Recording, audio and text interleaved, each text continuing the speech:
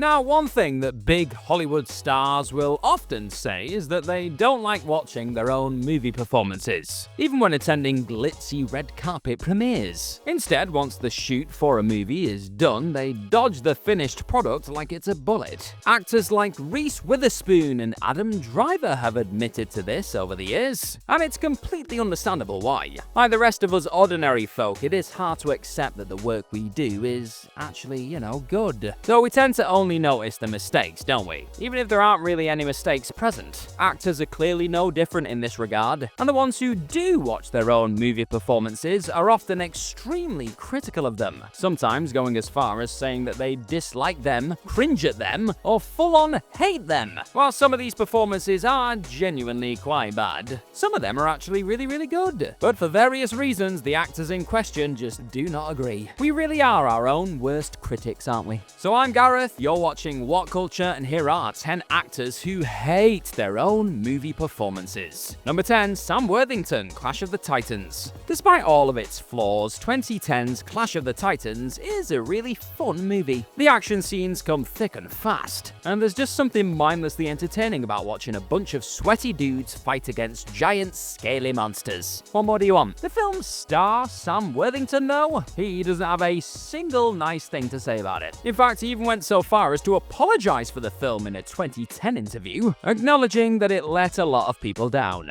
while also vowing that the sequel, which hit cinemas in 2012, would be a vast improvement. Spoilers, it wasn't. Worthington also took shots at his own performance in Clash of the Titans, stating that "I think I can act effing better, to be honest," which, credit where credit is due, is a belief that he went on to demonstrate in movies like Everest, Hacksaw Ridge, and Fractured. He's also not bad in the Avatar movies, but Clash of the Titans? Yeah, that probably wasn't his finest moment, no. Number 9, Kate Winslet, Titanic. Look, few people will argue that Kate Winslet isn't brilliant in Titanic, with her performance proving so good that she was even nominated for the Best Actress Academy Award, up there with Hollywood greats like Judi Dench and Helena Bonham Carter. But if you ask Winslet for her own thoughts on her portrayal of frustrated teenager Rose, she wouldn't exactly give it a 5-star review. Upon the film's 3D re-release in 2012, a celebration of its 15th anniversary, Winslet candidly stated that her acting could have been a lot better, while also taking shots at the American accent she used in the film, again saying it could have been better. Her accent in particular is something that she really hates about her Titanic performance, and in a separate interview for the 3D re-release, she actually went into a full-on rant about how bad she thinks it is. In her words, "Every single scene, I'm like, really, you did it like that? Even my American accent, I can't listen to it. It's awful. Hopefully it's so much better now. I have a hard time watching any of my performances, but watching Titanic, I was just like, oh god, I want to do that again." Like I said in the intro, we really are our own worst critics. You were great, Kate. Give yourself a break. And you know what Kate's got me thinking here? I want to know right now, what non-US actor do you think has the greatest American accent in a movie? Let me know in the comments down below. Number 8, Daniel Radcliffe, Harry Potter and the Half-Blood Prince. Look, many people love the Harry Potter movies to bits, but let's call it how it is. The three main leads, Daniel Radcliffe, Emma Watson, and Rupert Grint, didn't always deliver engaging or convincing performances. Now, of course, that is to be expected, considering that they were young and inexperienced when they were thrust into one of the biggest movie franchises on the planet. And unfortunately, this means that there are a couple of points throughout the 8-film series where the acting, well, it just isn't great. Don't just take my word for it though. Radcliffe himself also agrees with this. In a 2014 interview, the actor singled out Harry Potter and the Half-Blood Prince as being hard to watch because he's not very good in it. Those were his words. He thinks that his acting in that film is one note, and admitted that he got complacent. But on a more positive note, he thinks that his best performance came in The Order of the Phoenix, mainly because he saw a progression in his acting skills. I also thought he was great in that, and it's always important to pat yourself on the back when you see some progress. Number 7, Megan Fox, Transformers. Bumblebee spin-off aside, one thing the Transformers film series is not known for is its acting quality. Even die-hard fans of these movies will probably agree with that, and hell, so will some of the actors who actually appeared in them. More specifically, Megan Fox, who starred in 2007's Transformers and 2009's Transformers Revenge of the Fallen, thinks that she was terrible in that first movie, admitting that she simply wasn't proud of her performance. Oh, that's sad. Hilariously, Fox also went on to state that working with director Michael Bay is not an acting experience, pointing out that Revenge of the Fallen wasn't really trying to be a great movie, and that it's mainly about the action and the explosions. Well, Revenge of the Fallen definitely wasn't a great movie, but it did have lots of action and explosions. So, mission accomplished, I guess? Number 6, George Clooney, Batman and Robin. To cut right to the chase, Batman and Robin is an awful movie. Fans know it, critics know it, the studio knows it, and pretty much everyone involved with the film knows it too, including the former Dark Knight himself, George Clooney. On many occasions, Clooney has openly admitted that Batman and Robin is a giant turd, but rather than just dunking on his co-stars or the filmmakers, he takes a lot of the blame for the poor final product and puts it on himself. Back in November 2020, he called the movie terrible, while also confessing that he was terrible in it. In the past, he's described his performance as weak, and perhaps most famously of all, he went on the Graham Norton show and explained how sorry he was for almost destroying the Batman franchise. It's refreshing to see a movie star, especially one as big as Clooney, speak so openly about some of their failures. And hey, on the plus side, Batman and Robin is a movie that people will never forget, even if it's for all the wrong reasons. At least it wasn't boring. If you're enjoying this also not boring video, then tap that subscribe button down below and you will get more of these What Culture videos in your life. Yeah, sounds like a good call to me.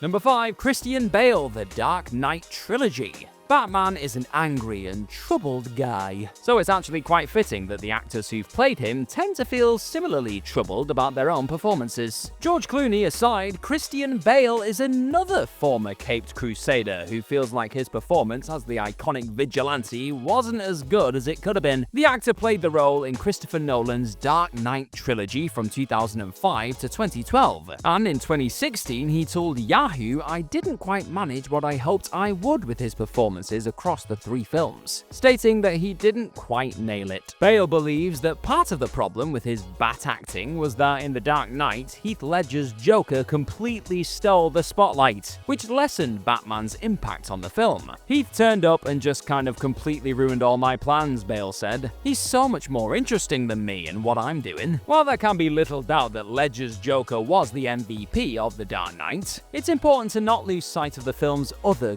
great performances, like Aaron Eckhart's Harvey Dent, and yes, Christian Bale's Batman/Bruce Wayne. Now, Bale might not agree with me, but he did not put a single foot wrong for 3 films straight there. He was incredible. Unlike, say, a certain Clooney in a certain 1997 Trainwreck. I'm just kidding, George, I love you. Number 4, Ewan McGregor, Emma. Across Ewan McGregor's varied filmography, one movie that people tend to forget about is the 1996 period comedy Emma, which released in the gap between his breakout role in Trainspotting and his blockbuster success in The Phantom Menace. From McGregor's perspective, though, it's probably a good thing that the film is often overlooked, because he reckons that his performance in it completely sucks. Speaking in 2003, McGregor bluntly stated that "I'm just not very good in Emma," labeling it as the worst thing he's ever done in his career. Ouch. He then confessed that he only took the role, that of Frank Churchill, one of Emma's love interests, because he viewed it as a departure from Trainspotting. He also called his wig in the film the world's worst wig. He's not had a lot of luck with wigs over the years, poor Ewan, has he? Yeah, look at that. Number 3, Josh Brolin, Deadpool 2.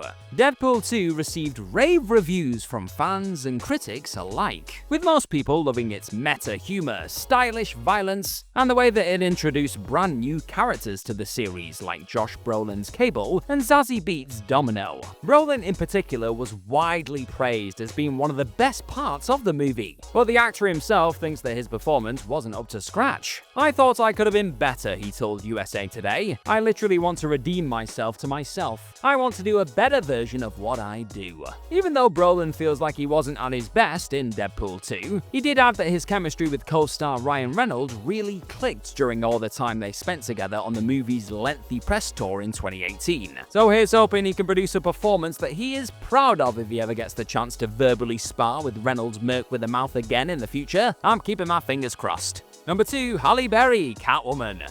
No other actor on this list hates their own performance in the same way that Halle Berry hates Catwoman. She didn't just admit that she was awful in the movie, she actually showed up at the Razzies to accept her well-earned Worst Actress award. In a passionate speech, she described the critically ravaged 2004 flick as a piece of god-awful movie, saying that part of the problem was her bad performance. She also leveled some of the blame at the writers, all 20 of them, her co-stars, and Warner Brothers itself, and even brought her manager out on stage to roast him. It truly is a thing of beauty, so if you've not watched it already, go and check it out. In more recent years, Berry has talked about how she wasn't so sure about doing Catwoman in the first place, but she decided to push ahead because she wanted a woman of color to portray a superhero. Her heart was definitely in the right place, but in hindsight, yeah, maybe backing out of this dumpster fire would have been a better idea. Number 1. Tom Holland, Uncharted.